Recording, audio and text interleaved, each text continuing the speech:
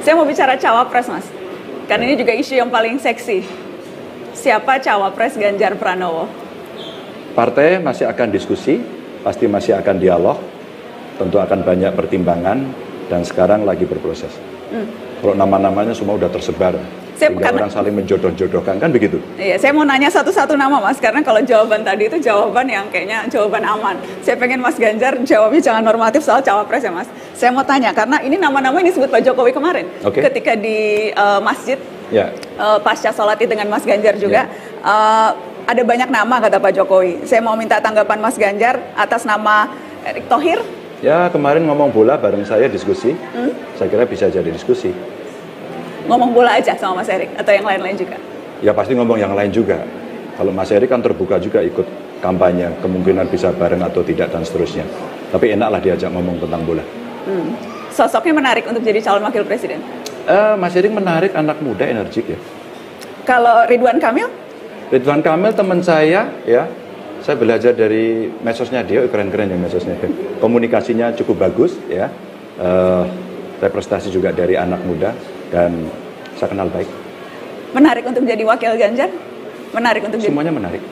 Kalau Sandiaga Uno, Mas? Oh, itu teman lari. Larinya lebih kenceng. Ngobrolnya enak dan kami beberapa kali ketemu kunjungan di desa wisata. Saya kira kita juga punya pemikiran soal ekonomi kreatif yang ya beliau dalam praktek lebih banyak karena sebagai pengusaha. Kalau saya pengambil keputusannya. Tapi ketemu di desa gitu.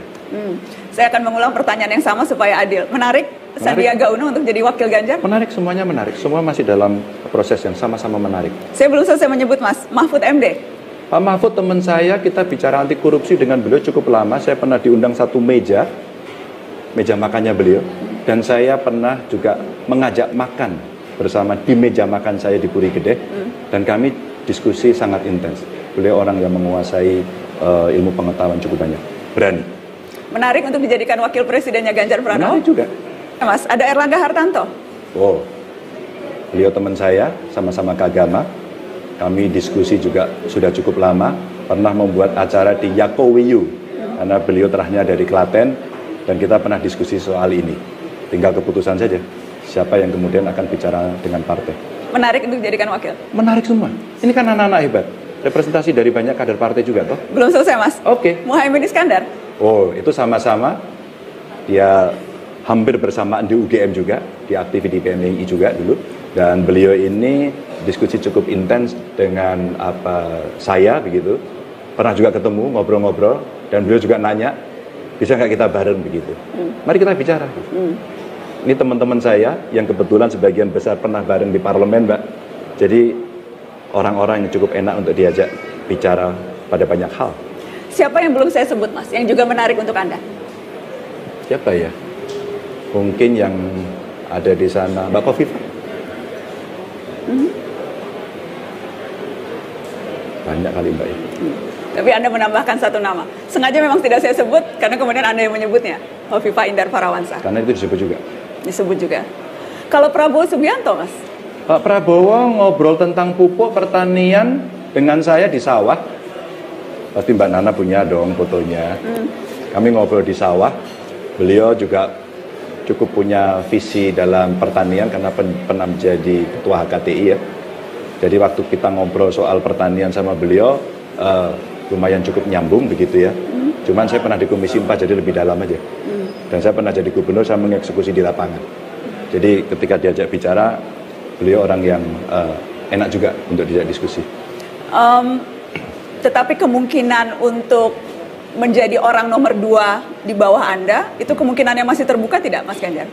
Sangat terbuka. Saya sangat terbuka dengan siapapun. Ini kan putra-putra terbaik juga, toh. Ya. Tinggal kemudian itu lagi, Mbak, yang tadi dibicarakan di awal. Partai akan sangat menentukan. Beliau juga dari partai kan, pasti butuh duduk bersama untuk mendiskusikan, menegosiasikan itu pada sikap politik masing-masing. Itulah dalam teori konsensualismenya mesti dibangun di situ.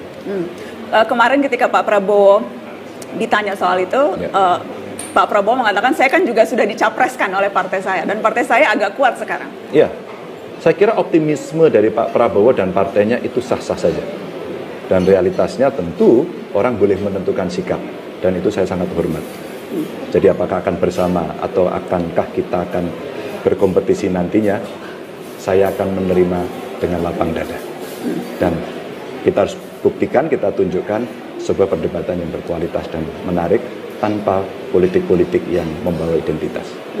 Kalau begitu saya tanya sosok capresnya sekarang, bakal calon presiden, teman Anda juga, alumni UGM juga Mas? Siapa? Mas Anies Baswedan. Mas Anies kemarin telepon saya, Mas Ganjar selamat Hari Raya Idul Fitri ya, maaf lahir batin. Oh iya Mas, sampai di mana? Dia bilang gitu. Jakarta. Mas Ganjar, neng endi? Saya lagi menuju Purbalingga kemarin gitu. Iya Mas gitu. Selamat ya udah dicapreskan. Ya sama-sama gitu. Sama-sama kita saling membawa ya Mas Anies, agar semuanya menjadi enak, menarik, dan kemudian membuat orang senang. Oh iya, asik Mbak. Saya tidak ada yang tidak ngobrol dengan nama-nama yang Mbak Nana sebut itu. Jadi saya bisa berkomunikasi dengan asik dengan mereka. Tinggal nanti keputusannya saja. Mas, boleh saya minta 3 hal persamaan Anda dan perbedaan Anda dengan Anies Baswedan? Persamaannya sama-sama alumni UGM. Bedanya dia dicalonkan Nasdem, saya dicalonkan PDI Perjuangan.